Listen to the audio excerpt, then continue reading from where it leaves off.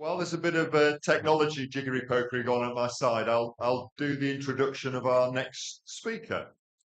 Um, and it's a real delight to welcome Lloyds Bank International to the stage. And um, Hannah is head of sustainability for Lloyds Bank International, based in London, and she's come across for this event. And there's a tremendous partnership that Graham's team and Max Wildlife Trust have with Lloyds Bank International, who have a Crown Dependencies team. Nigel Cheesley, who's been a key pin in the partnership with Max Wildlife Trust for years, genuinely is probably in tears now because he can't be here today for other reasons. But you might find that Hannah shows a little film of Nigel during her talk. So please welcome Hannah Simmons to the stand. Hannah.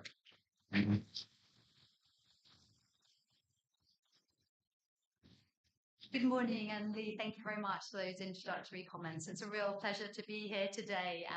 I know on behalf of Nigel that he really wishes he would be here. So I hope you aren't too disappointed that I'm here. I did fly in this morning because of my schedule, and it was a bit of a hairy landing. But look, hopefully I brought some better weather. The rain that was pouring has now disappeared. So I snuck in just as we were sort of approaching the coffee break. And there were some heavy presentations talking about climate crisis and the degree of warming, perhaps as much as 3 degrees by the end of this century.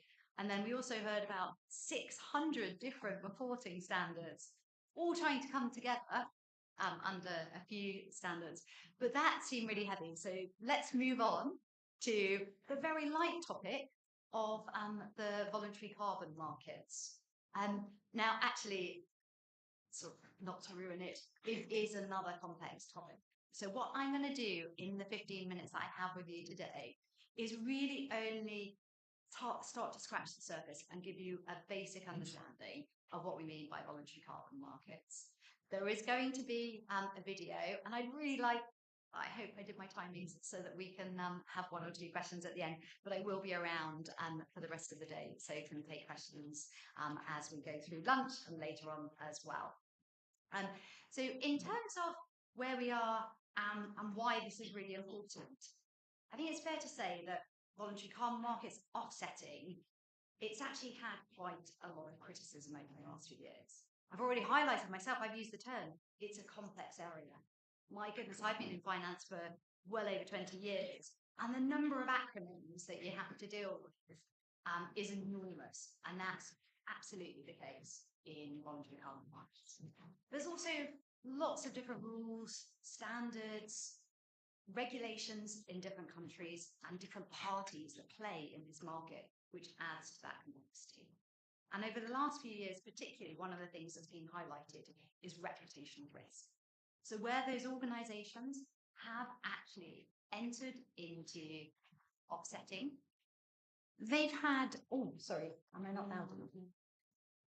Is that better?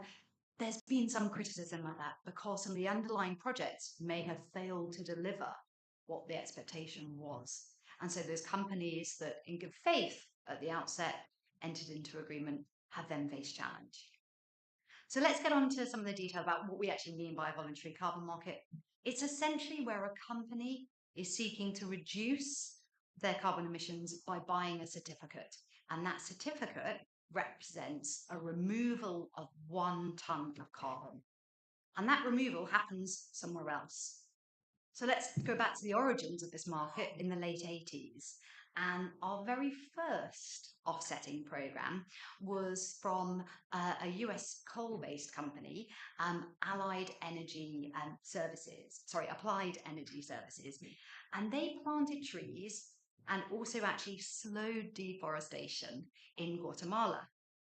And at that time, they planted 52 million trees. So now let's take that example and really think about why now, why today are companies considering offsetting and how it fits into that decarbonisation plan that they have. So today, the estimate at the moment is around 65% of companies across the globe have made some form of net zero commitment. So that's the idea that through time, whether that's a 2030, 40 or 2050 objective, they will reduce their emissions. However, based on data, and I'm using Accenture's data, Today, the estimate is that only around 16% of companies are on track to actually meet that objective that they set. So we know that we need to see more action, and we need to see more action around that decarbonisation pathway. But that's where offsetting can be very critical, particularly when you think about some of the scope 3 emissions. So that's the emissions that are not directly in the control of the company. And why is this so important? And we saw some fantastic charts earlier about this. And in fact, I think Dominic also had the 12% statistic around GDP loss. So as the globe heats up, there is a potential huge impact on company earnings and therefore growth around the globe. And so therefore, today, we need to move beyond that decarbonisation pathway and move into a world where we really think about how we can actually reduce and remove carbon dioxide. Now, there's two main standards. I talked about a number of standards coming together, and that's what creates this complex market in carbon markets. The two key standards for companies to look at when they're thinking about entering into offsetting is the SBTI and the Oxford Principles. Now, both of these organisations emphasise that before any company does that offsetting activity, so buys those credits, they must have a really credible plan to reduce emissions. And then when you do start thinking about your offsetting programme, the emphasis that they place on long-term, long-lived storage of that carbon. So you're removing it from the atmosphere, simply not just avoiding it. Now, why? So we've talked about why companies might be doing this. Are we starting to see, is that translating into an uptick in activity? I mentioned that the origins of the market were in the late 80s, and it's incredible the growth that we've seen, particularly in the last 2 or 3 years. And if we look further out, the expectations are that this market will continue to gather huge momentum. So looking at the market last year, there was around $2 billion worth of offset activity. There are incredible projections when you look out. So at 2030, the market could be as large as 100 billion. And by 2050, perhaps 250 billion. So incredible growth expected from companies actually starting to move into offsets. And what I've done with the colours is start to identify some of the projects that different companies can look to actually purchase. And when we show our example in a moment of the work that Lloyds has done with Manx Wildlife Trust, it fits into that nature base. So one of the key elements of achieving carbon dioxide removal is afforestation or reforestation, so planting trees. For those of you that want to learn one of the key acronyms, this year you will spot that we've seen this incredible growth in the very dark colour. So on my screen it looks blue, to you it's black. That's BECCS, B-E-C-C-S. That's actually bioenergy with carbon capture and storage, quite a mouthful.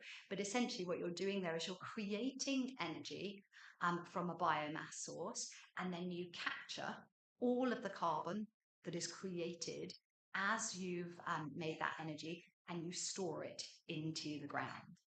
And that's an incredibly long-lived way of storing the carbon. And it's partly why it's becoming more active. So the market's growing, but who's involved? Who are the buyers? I think it's fair to say, and buyers are often known, another key word to learn is offtakes. That's the company that has committed to actually buying the carbon credit. And what we've seen in the last few years is huge dominance from the tech sector and financial services. So at the top of the chart for buying this year is Microsoft. So they recognise and understand the acceleration they're seeing in emissions. Their AI solutions have taken off, and they have put in place an incredible offset programme to support the reduction of those emissions through time. Now, on the left-hand side, we're just identifying when people are doing carbon dioxide removals, how are they doing that? And I mentioned on the previous slide, there's an array of approaches.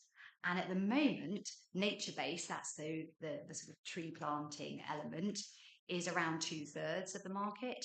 And those technical removals are around 1/3. And there's a reason for that. And that is because there's a very different price point for these different approaches that you can take. So at the left-hand end, if we're thinking about afforestation projects, they might be around about $30 a tonne. So for every tonne of carbon that you remove, it costs around $30. For something like that technology that's needed to both generate power and then store the carbon in the ground, it can actually be at 200 £200 per tonne, and maybe even more than that. So when you're thinking about putting together a program, it's really important to think about the costs and perhaps actually finding a balance by adopting an array of approaches is going to be sensible. Now, that was a really technical introduction to voluntary carbon markets. So actually, if you join me, if the technology works, we're going to play a video to introduce the work that Lloyds has done directly with Manx Wildlife Trust.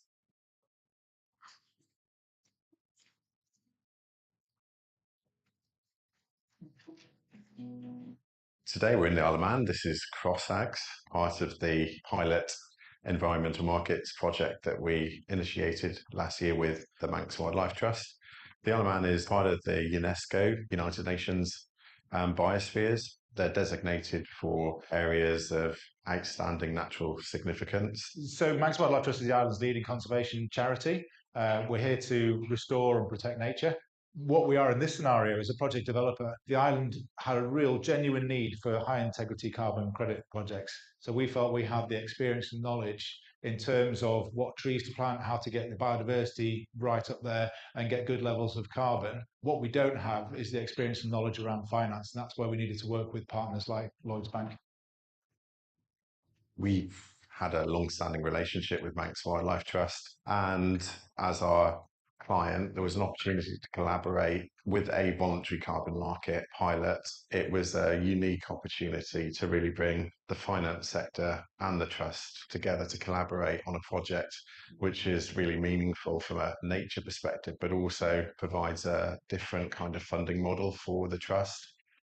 This particular field that we stood in is a high integrity carbon credit scheme. So the trees that you can see in the tubes behind me are grown for the purpose of sequestering carbon. Lloyds Bank were very kind in giving us a preferential loan, a green loan, to allow us to buy the fields. And we're paying that loan off through the sale of high integrity carbon credits. The great thing I love about these projects is they're really long-term projects. We're able to work with people to create contracts that are over 50, 75, even 100 years. I won't be around when this project really comes to fruition in terms of biodiversity, but the carbon will be building up in those trees over the next 50 years. We're looking over that period to sequester around 3,000 tonnes of carbon. That's the equivalent of about 375 homes of energy uses over a year. And we've worked with a number of local companies who are the buyers. So we're working with Kim from Resilience Asset Management, also PDMS, Hansard and Lloyds themselves. So it's a really nice collaboration between a number of island businesses and Manx Wildlife Trust. So Resilience Asset Management is a sustainable investment firm. We're really committed to promoting sustainable investments, but also just, doing good as well, not just with our investments, but what we do as a business.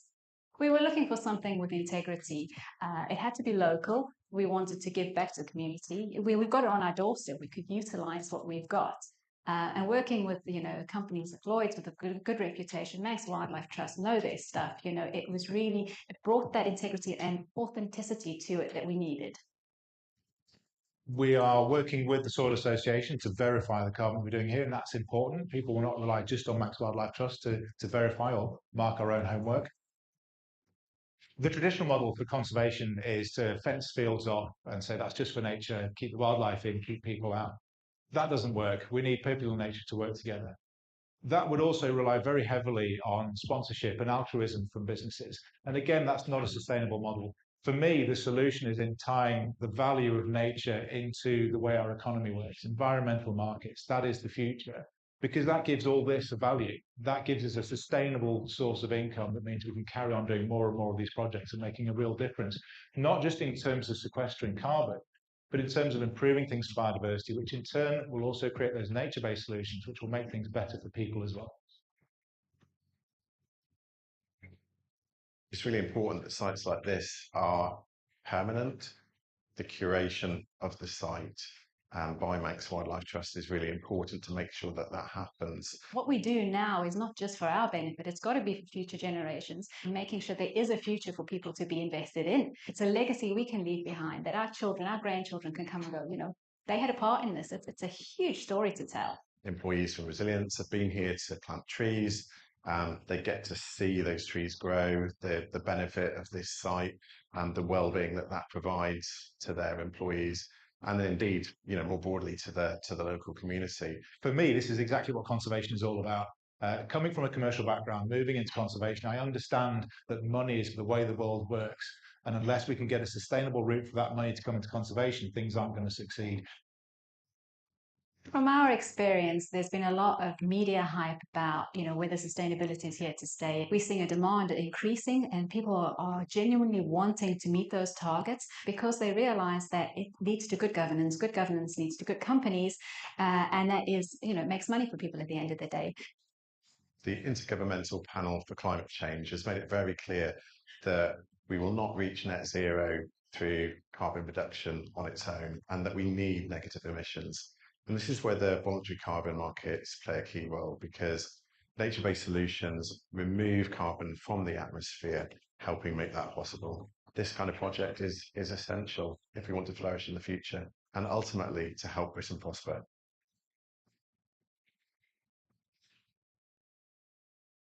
So actually, there's nothing more to say after that video. Thank you so much.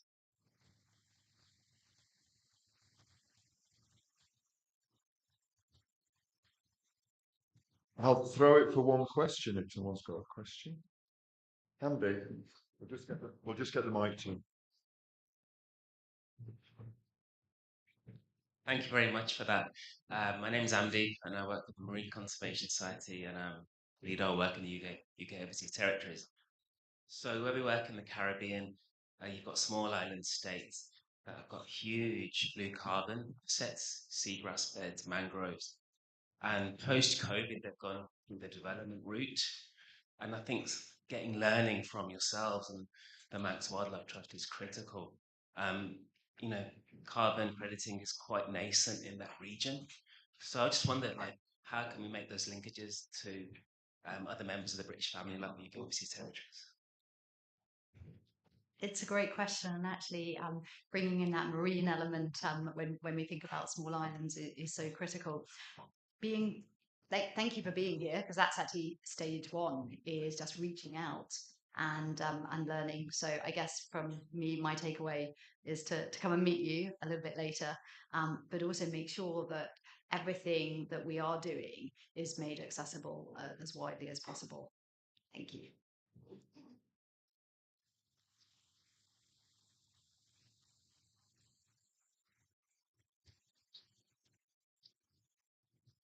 Those conversations about UK overseas territories are happening. Where are we? Samir. I'm going to introduce another, I'm going to call you a friend as well, I can get away with that, from Orsted. And Orsted have been doing some amazing things. Again, in my old job in the Isle of Man, there's a whole talk about an offshore wind farm that Orsted are looking to build for the island, very much working towards the net zero and beyond. But also for the wildlife trusts, the partnership that Orsted have got with Yorkshire and Lincolnshire Wildlife Trust. I went out to see the seagrass restoration and the oyster restoration. Fantastic, game-changing for biodiversity projects that Orsted are doing. And if I've just done your talk for you, I'm very sorry.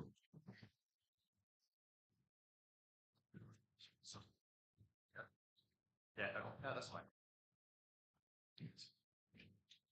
Thanks very much for the introduction. Leon, it's really great to be here. I know many people have said this, but this has been a really excellent conference. I felt like a bit of a vampire maybe at the start of the week, because I came in quite low energy, but I'm leaving really, really inspired and excited by this. So just a couple of words about Orsted. I'm biodiversity lead at the company. So we are the largest global developer of offshore wind. And the reason I'm there really is that we want to do renewable energy right. So we talk about delivering renewable energy for people, obviously, but for nature as well. So we have a net positive commitment, for example, to deliver more biodiversity than we actually take out of projects. And the Isle of Man Moorebannon wind farm is going to be the first global project that is actually implementing this. So I mean, really, really exciting from that perspective as well. And Dominic, thanks for running through all the acronyms earlier, because that's going to make my job a lot easier. But I just have to mention that we are the first energy company to have an SBTI approved net zero pathway. So we are going to be net zero for scopes 1 and 2 from 2025, and scope 3 by 2040. So all scopes by 2040. And again, I mentioned that we have a net positive impact on biodiversity commitment, and that's really where my role comes in. Mentioned that we're also TNFD early adopter, and Q1 of this year was obviously the first quarter where biodiversity is included in the CSRD reporting, which we're going to comply with, and hopefully it's going to get stronger through Omnibus, and you know we're very much sort of pushing for that. But I'm not really going to talk about Orsted anymore.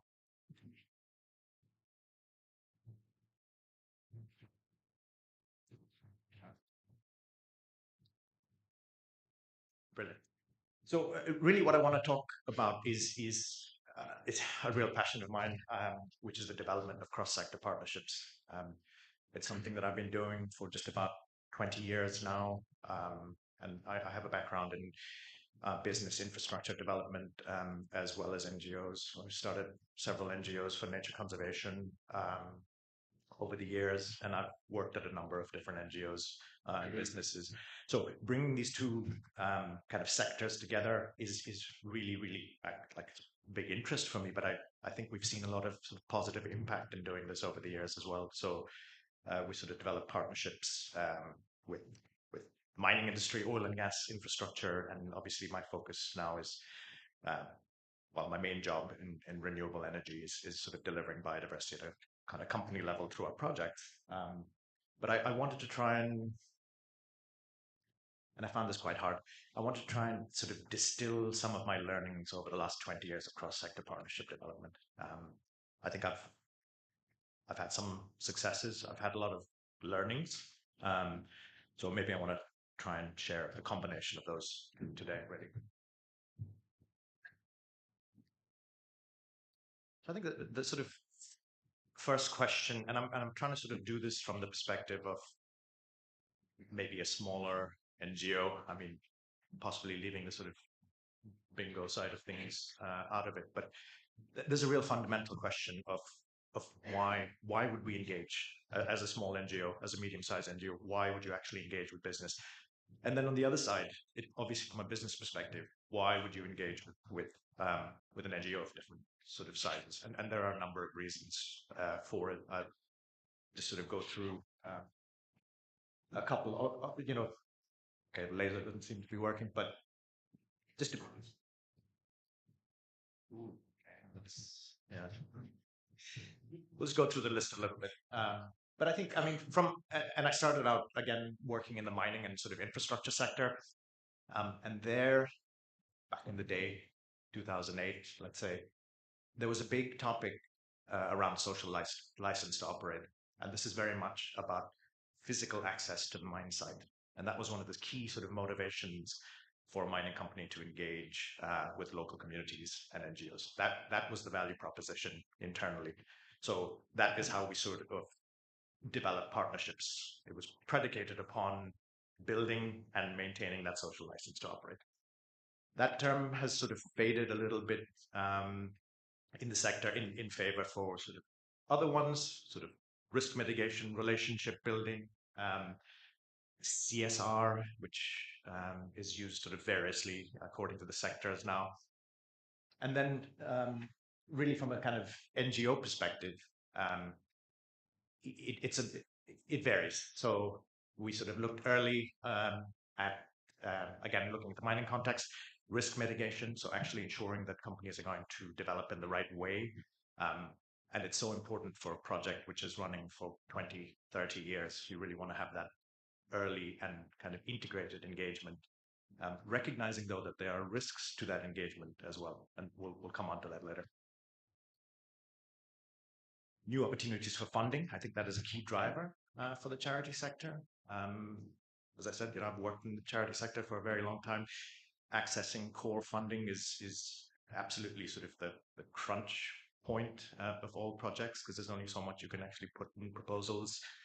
20% overhead just doesn't cut it, really. And then increasing scale and reach, important, particularly from a lobbying advocacy perspective. But there's also opportunities for innovation.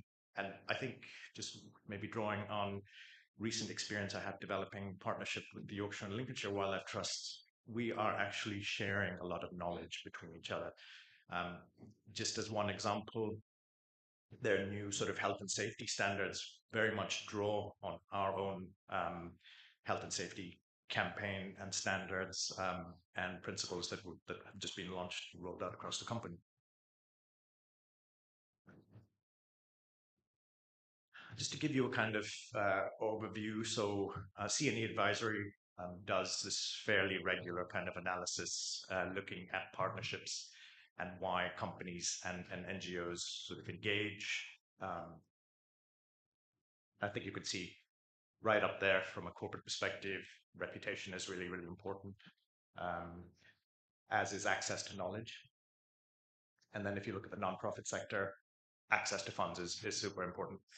So maybe just to sort of confirm what I was saying earlier, and don't think too much about the methodology of the survey, because we can debate it, and I wouldn't say it's necessarily great, but there's not a lot out there. So I think what you could sort of see is that there does seem to be an increasing trend in willingness to engage from both sides. So there clearly is a view that there can be win-wins.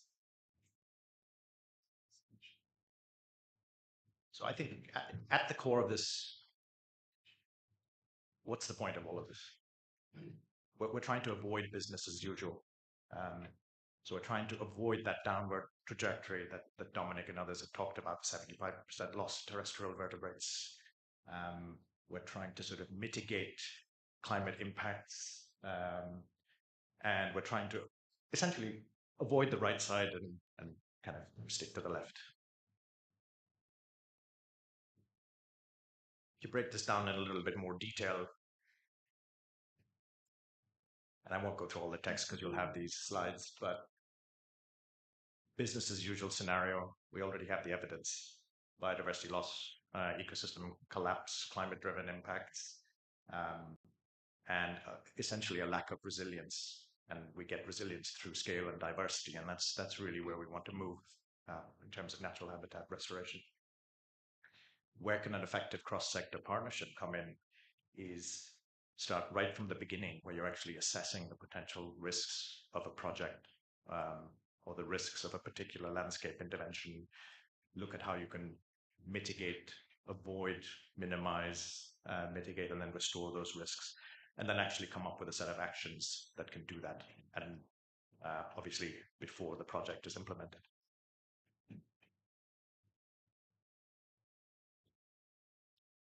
You've already seen this, so again, thanks for that, Dominic. But so the WEF risk report is one of the most robust overviews of how businesses see risk. So they actually interview about 1,000 representatives from business and academia to come up with this report. And I think if you look at the latest 2-year review, you'll note that things have skewed a little bit, and the most immediate risks are now seen as disinformation, instability linked to war, extreme weather events as well. But if you look at the long-term perspective, biodiversity loss and ecosystem collapse are way up there, and it has remained this way for a long time. So we know that risk drives business decisions, right? a lot of business is around the risk premium of one investment over another, and that's how capital is allocated. So I think recognizing that going into sort of engaging with a corporate is really important. And again, the sort of first question is, do you actually want to engage? What can you gain from it? I've tried to sort of summarize the various SWOT analyses that I've done with NGOs over the years. And just to sort of give you a snapshot, these are the sorts of things that came out. So, for example, strengths very much the sort of strong field presence, data. Some of the weaknesses obviously are sort of, again, the lack of core resource to do this unfunded engagement with companies. And I think on the sort of external side, knowing that there's a growing interdependence of business and nature, there's still a kind of lack of that business case to be made. There's still a lot of economic development out there that isn't in harmony with nature, and there's a big job to do there. I try to sort of put this into maybe a little bit of a structured process where you really sort of are beginning with identifying the kinds of issues that you are trying to address as a company, as an NGO. You're obviously engaging with key stakeholders, and that depends on whether you're doing a landscape scale screening or if you're looking across your portfolio of projects or your strategy. And then it's down to sort of what kind of organizations you could work with, who is driving the change.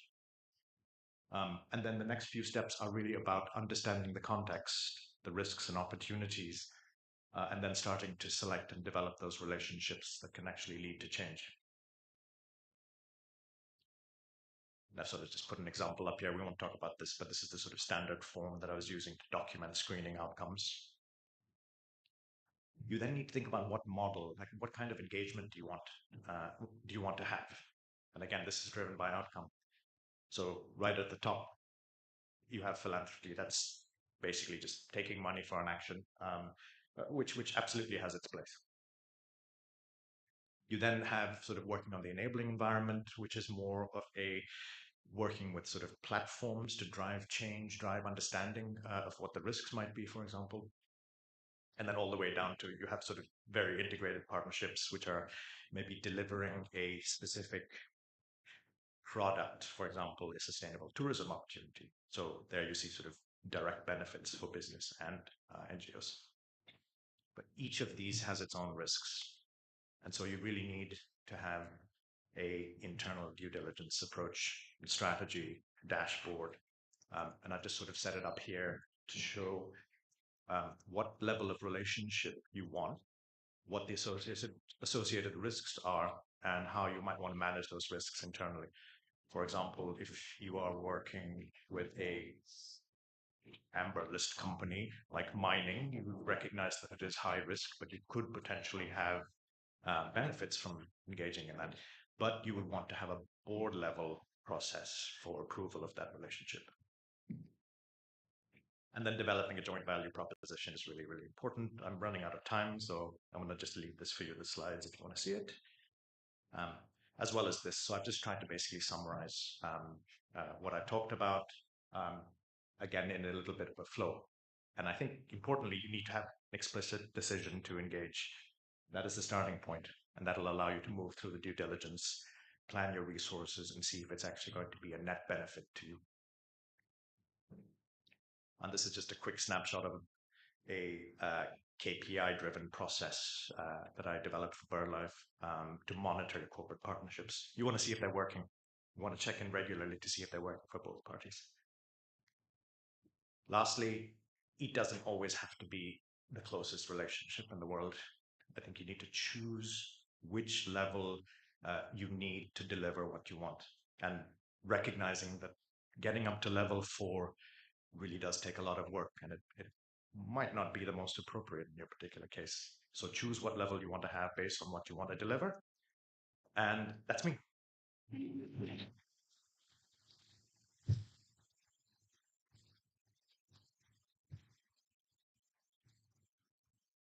Any hands for a question? then I shall manage time. But before you go away, I would just like to, isn't it wonderful that someone with his skills, background, and empathy with charities is in a business as big as Orsted, who's driving renewable energy? I'm sure you've got internal conversations and you having a champion, you don't need to comment. But isn't it fantastic that someone with his values and beliefs is in a company such as Orsted's driving that progression? It's really good. And Natalie's point earlier about due diligence, it comes up all the time. I was the only guy when I was on the MCS board that said we should have sat down with Shell. Now, I was probably wrong. You're all like looking at me now like I'm the devil, that I wanted to sit down with Shell, but that's how pragmatic I try and be. But there are lines, and we need to know where our lines are. So thank you for flagging that. I'm now going to pass back to Graham.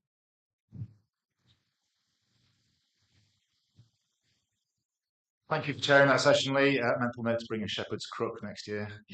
No, did a great job. It's now my pleasure to introduce the Youth Biosphere Network. Some of you here earlier in the week will have heard from Jax, the project officer for Biosphere. You may also have heard that we're the world's only whole nation biosphere. Very proud of that fact. And they do have a youth network, and we're pleased we're going to change it up a bit now and have a bit of an envisioning session, just to mix it up a bit. But first, they've put a little video together, so we're going to introduce that first before I bring Sarah up. So we can play that now.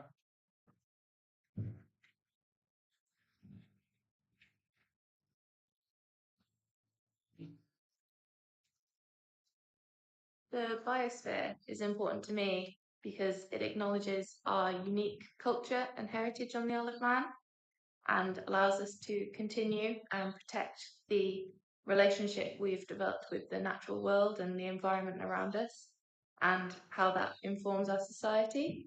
And I think in a period of environmental change, that's really important to continue and to remember, and it's part of why I love the Isle of Man. Being part of a biosphere reserve positively showcases the wonderful work we have going on our island and what we could do to further develop ourselves in a sustainable way. If I pick one thing that I'd like to highlight about the Isle of Man, it's our beautiful landscape and our environment. I personally love getting out, enjoying walks, running, and connecting with nature. Hello everyone. I recently moved to the Isle of Man and I really love this place. One of the first things I noticed was how colourful the island was, not just blue and greens, but the flowers by the roadside and just the vibrancy of the people. With the sea, it's gorgeous that you can pretty much anywhere outside you can see it, and if you're feeling adventurous, you can go in it as well, which causes quite a chill, but it's a lot of fun. Biosphere is important to me because we get lots of scenery, stunning scenery, lots of wildlife, and it's unique, without which we wouldn't it wouldn't be a thing. You go to certain spots like the Sound, and there's lots of seals, lots of different species of birds, and it's all because of fostered by our biosphere. Hello everyone, I'm Tiffen. I'm an environmental journalist and I'm still quite new to the Isle of Man. I love exploring the island and discovering everything that's being done around here, especially in environmental conservation.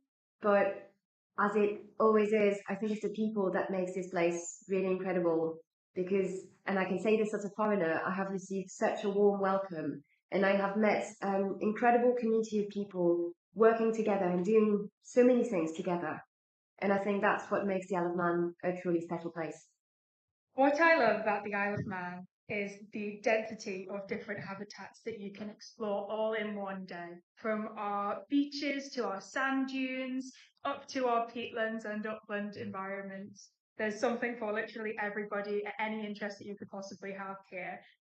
Also love about the Isle of Man is its community and how close-knit everybody is here and the sense of pride we all have in being Manx.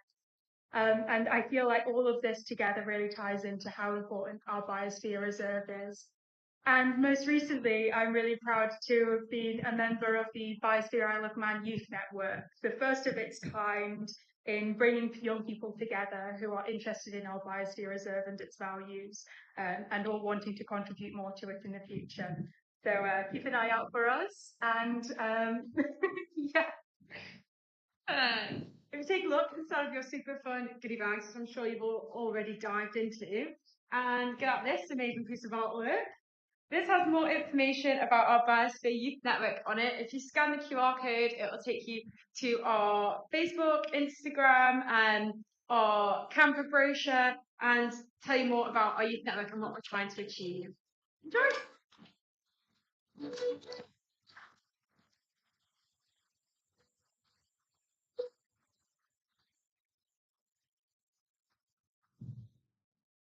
Fantastic. Right. Sarah, I'm sorry, I'm going to say it. Sarah is to me, one of those people, everything she touches turns to gold. I've worked with Sarah on a number of projects over the years, and she is now co-founder of a company called Earthscope, and they are bringing carbon literacy and sustainability to businesses in the Isle of Man. So it's really aligned with the work that we're doing at Manx Wildlife Trust, and I know it's going to be a huge success because Sarah and Matthew are at the head of that. So Sarah's going to come forward and do an envisioning session with you all, just to mix it up a bit, and then we're going to break for lunch at 12:20, if that's okay. Can we do that? Yes, we can. Right.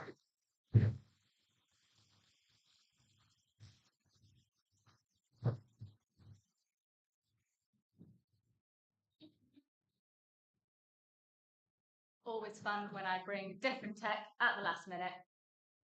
Apologies. But all seems to be going all right.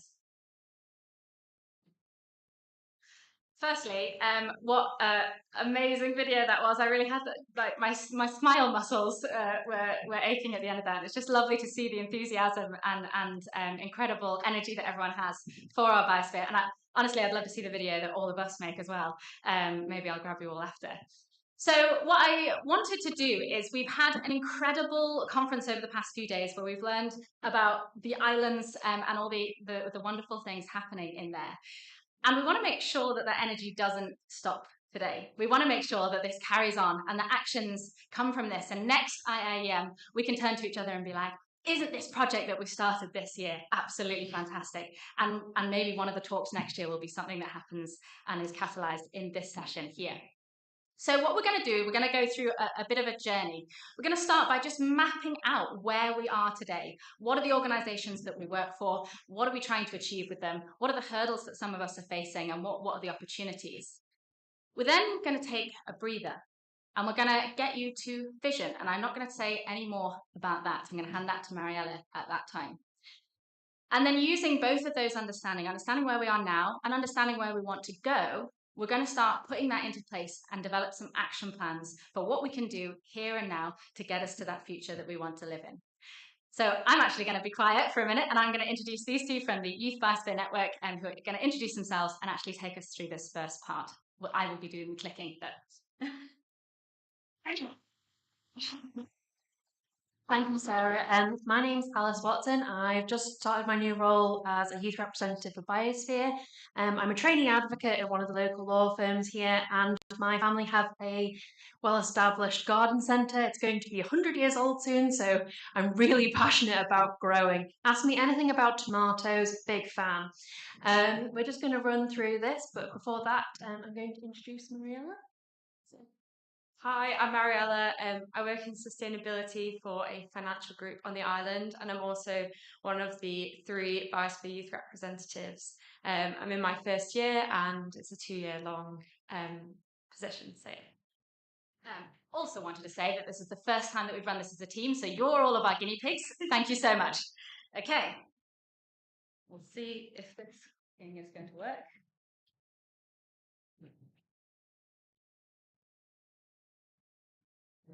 Not so much. Okay, over to you, Alice. Perfect. So we need to join menti.com, isn't it? Yeah. If you could all get on your phones and join on to menti.com and then use the 8-digit code at the top. And then place a pin where you live, please. Or predominantly work. I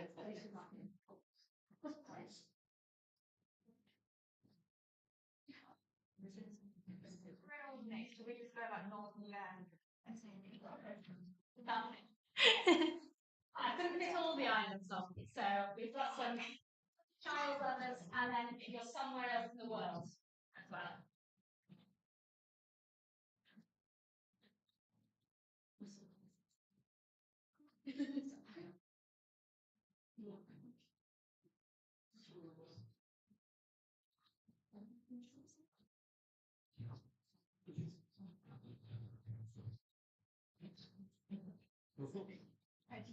Hey, we have our first jersey. I was getting a bit panicked then. I was like, anyone from Jersey in the building?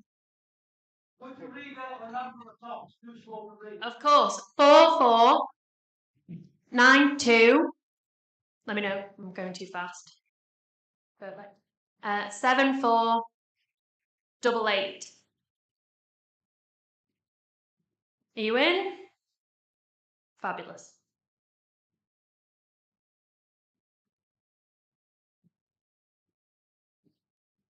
Okay, yeah. Sorry if you haven't got that. You've been too slow. And then the next thing that we'd like you to join into is, could you tell us what your organisation's top 2 focus areas are? So you've got the conservation and environment, education, business and enterprise, government, culture and heritage, and other.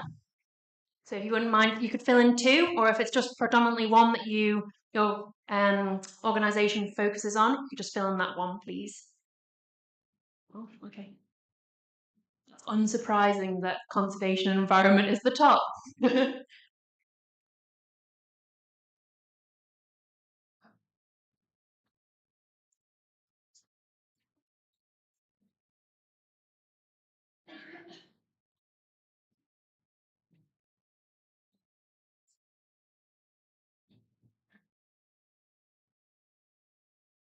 Fabulous. And we're just going to move on to the next slide as well.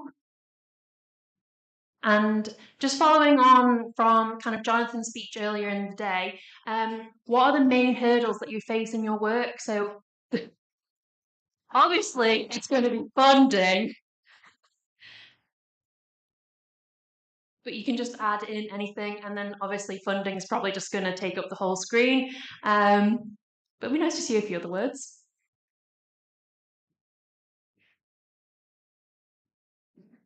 Inertia is a really interesting one. I like that.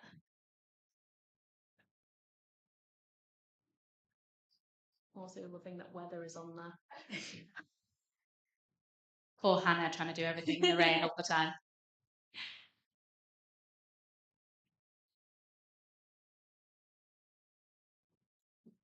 You can also submit multiple times if you have multiple hurdles that you're facing in your work.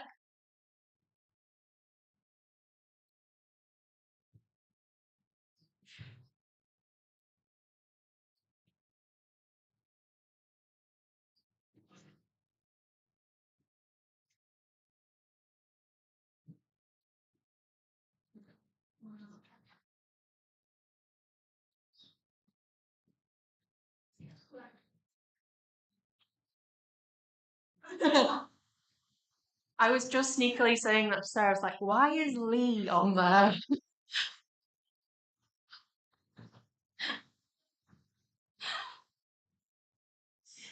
Maybe someone needs to have a talk with Lee later.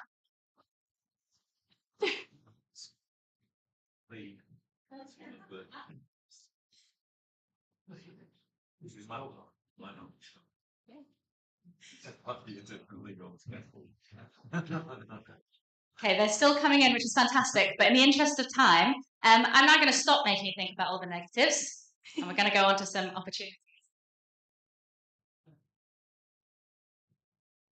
And then, what are the main strengths / support you and your organisation can offer others?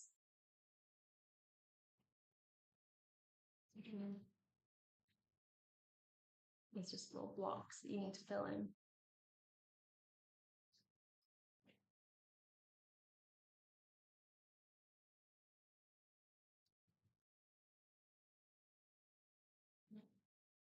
I like this passion. Collaboration, connections. Double the education.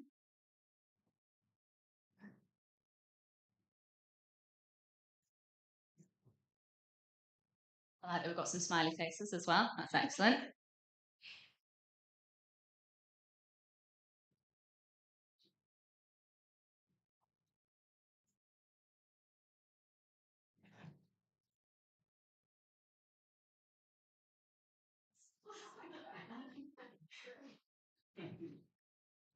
Is that Manx bird life by any chance?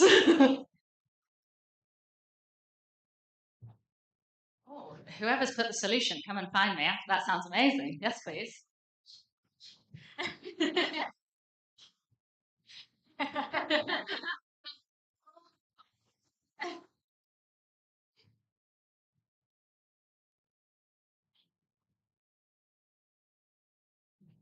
Incredible. Do you want to wrap up and then we'll hand to Mariella? Brilliant. Thank you so much. So I know that's kind of a weird exercise, but the only way that we could get this amount of data from this amount of people was to do it in this way. So really grateful for you doing that. We're now going to use that, and we're going to sort of put today aside, and I'm going to hand over to Mariella to take us through what we are looking at next, if all my tech works.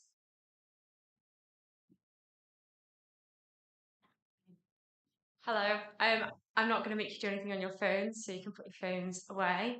And just take a moment to relax, recenter, and I'd like us together to do a visioning exercise.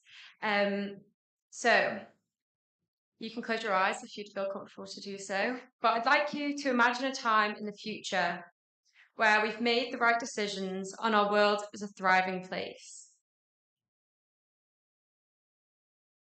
What can you see here? What can you hear? And how does it feel? Imagine you're now walking through this place, taking a young child by your side. The child asks you, what did this world used to look like? How did you help? How did you contribute to the change? I'd like you to take a moment and think about where we want to be and how we can get there.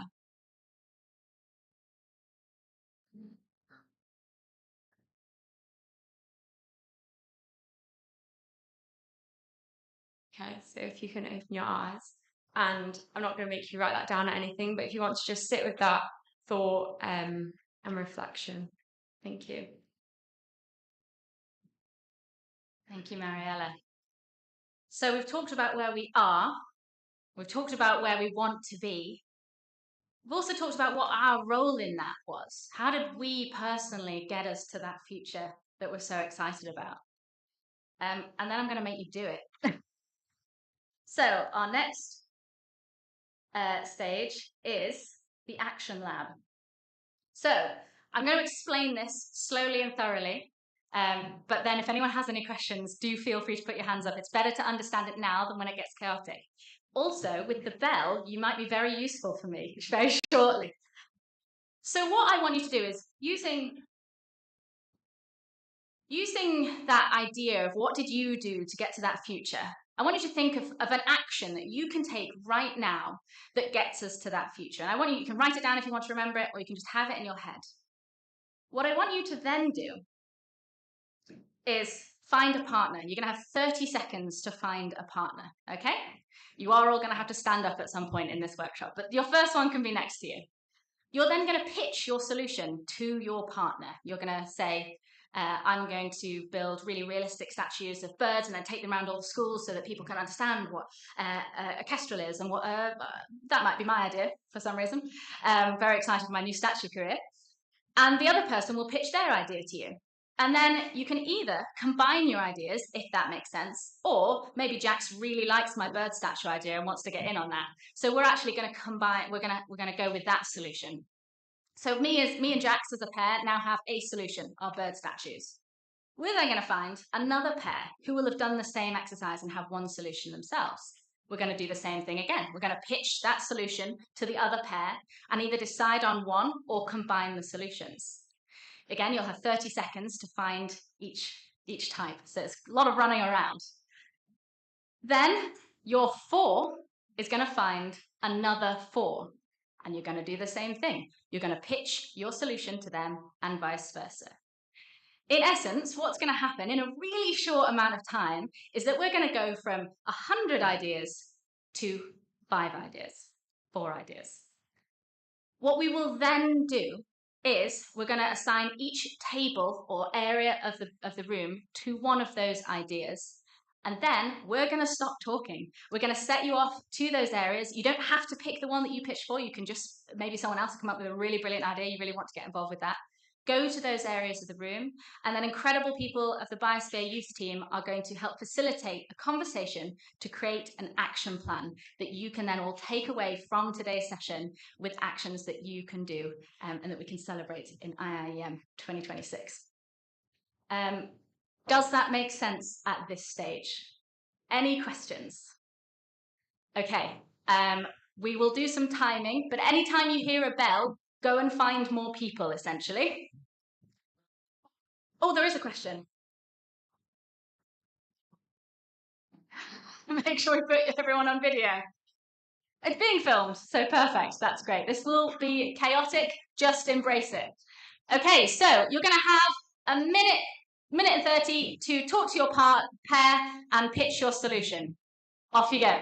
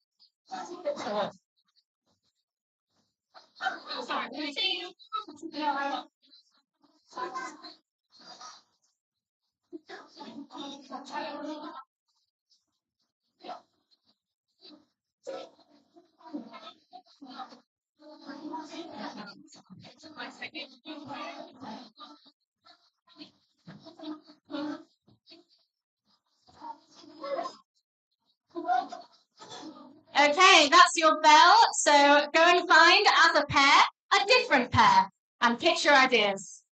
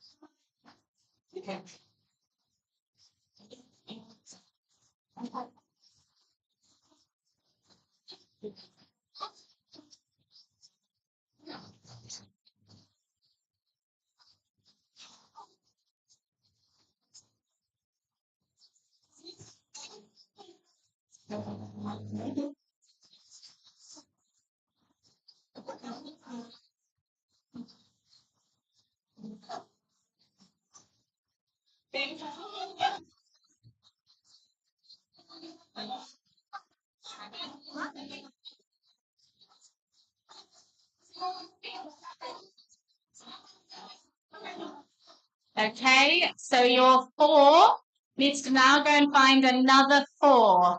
Okay, we're going to give you 3 minutes for this one because there's lots of you. 3 minutes.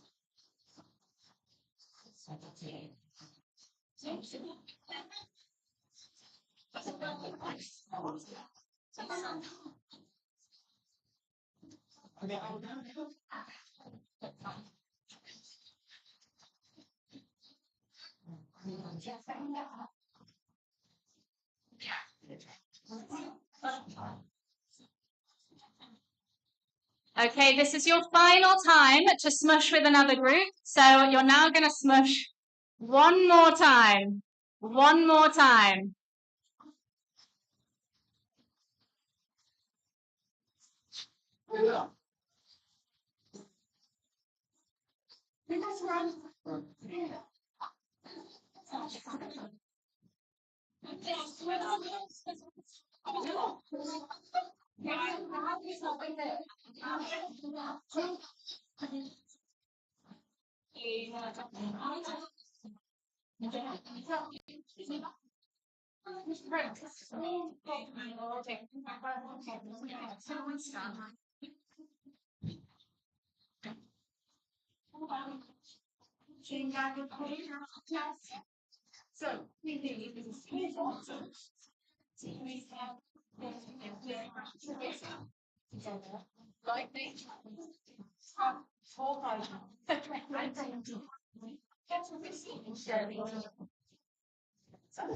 At the same time, not you'll be a good collaborator.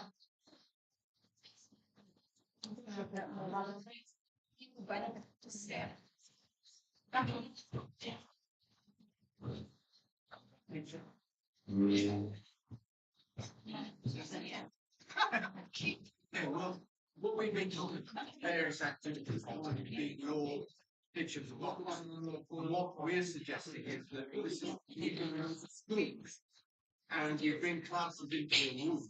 We have these activities meetings, and it's almost like a speed dating session. We're all in.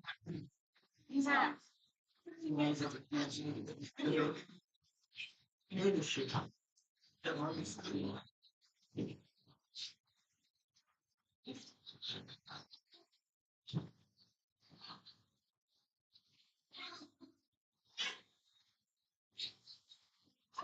That's 1 minute to go. So if you haven't swapped pictures, swap pictures now.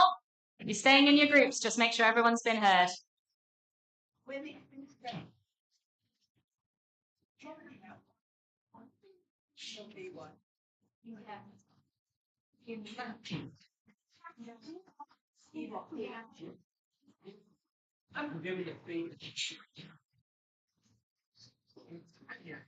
Very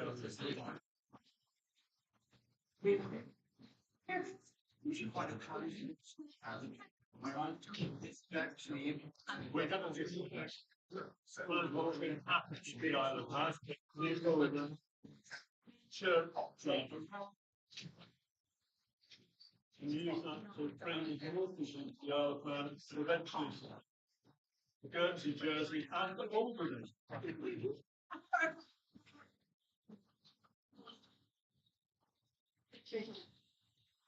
Okay, come to the end of your sentences. Don't move, because we're not going to add more chaos to this. What it would be great to do is to just hear from each group, and then Mariella is going to be very helpful and put it up on the screen so that we can all see it. It's going to try and put it up on the screen. Yeah, if you want to sit just where you are, maybe. Yes.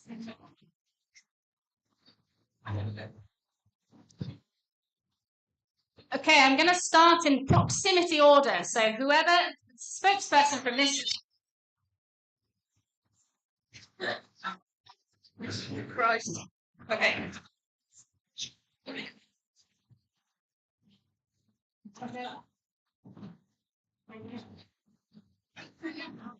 Thank you, Graham. Okay, I'm just processing it in my head because it's got quite excellent is the word. Okay, so we now have a digital platform that is a focus for places, different island communities to come together to work with one another and to give sources of ideas and inspiration. And one of the primary functions, well, one of the projects within that we collaborated with is a local toolkit for solving local problems, which is essentially a card game, just to visualize it, but to be used as a toolkit to solve local problems, which the solutions of which are rooted in nature and culture, so that you use and educate people about those localities and the biosphere elements of it, and you use those prompts as ideas and prompts and inspiration to be able to solve the local problems. So we've created this local toolkit that all the different communities are going to feed into our digital platform to create local toolkits of their own, sharing that wealth of knowledge and an element of education and play as well.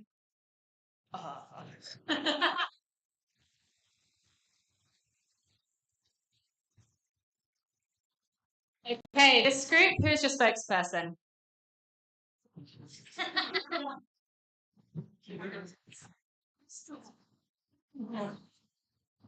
Thank you very much, Graham.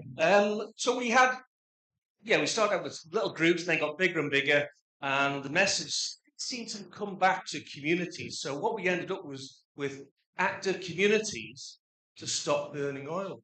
That's what I heard from the group. I'd like to thank Derek for bringing that up because I think it's a really important point, and that's what we're going to do. So we're going to start next week, are we? Thank you very much, Graham. Okay, the middle group.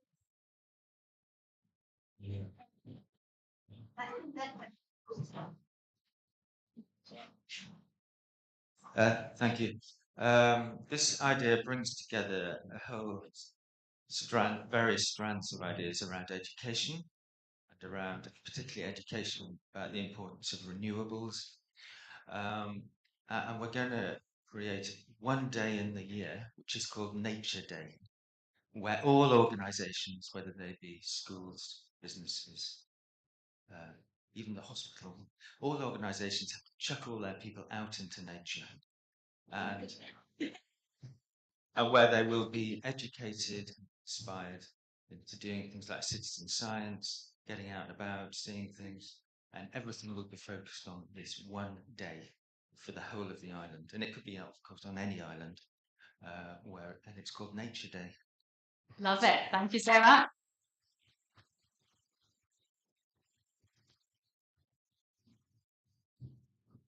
I've lost sight of the groups now, so sorry. Thank you so much. Our group had a real wonderful journey, and it came to ultimately a toolbox. But I want to take you back how we got to the toolbox. So the world's problems come down to really interpersonal problems and relationships. And without good communication, relationships fail. So communication is one of the really big elements we want to bring into this toolbox. How do we talk empathetically? How do we recognize the needs of the individual and society that we might be addressing?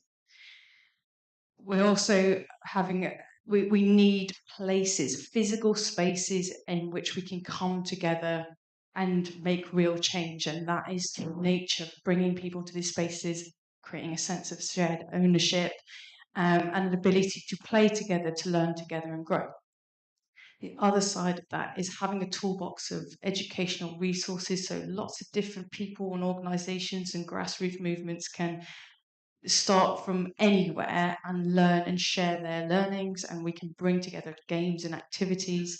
At the same time, expertise from lots of different levels. You know, this conference today has really taught me that we need lots of different visions and perspectives coming together, and that's something I think we need. How do we communicate with funders, you know, to get those grass movements going and various things? And have I forgotten anything? And projects, and having the list of projects, and having people having access to people's projects and the data that they provide, and having that system. So I want you to think of a tree, and the root system is the kind of community, it's kind of the communication, the relationships, feeding into that trunk of that toolbox, and the outputs of the lovely leaves and blooms from all the little things that you learn. Does that summarise? Are we happy with that? Yeah, great.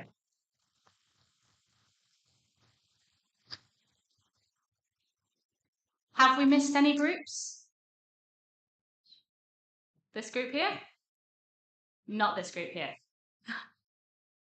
Okay, no one's putting their hands up. So that is all of those groups, all of those ideas up there.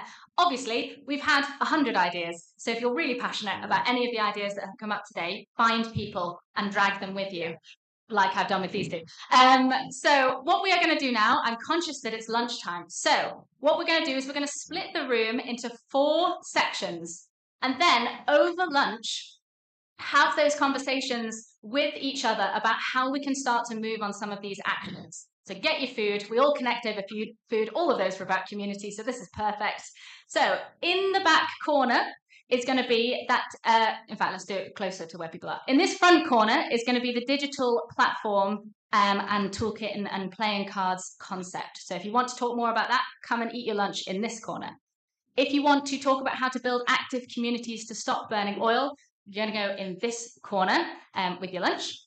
If you want to, reading it myself now, talk more about how we can get education around importance on renewables and that Nature Day, how do we get people all out into nature, then that's that back far corner. And finally, how do we create a toolbox for community at the bottom that then results in that toolbox, that tree analogy, that's going to be over in this corner over here. Okay, so in order of this, it goes in a circle. Happy with that? Great, I've got some thumbs up. That'll do, that'll do. We're going to leave you now for lunch. Feel free to have those conversations. Please do. Please start those actions. Thank you so much from myself and the Biosphere Youth Group. Gorimayo. Speak soon.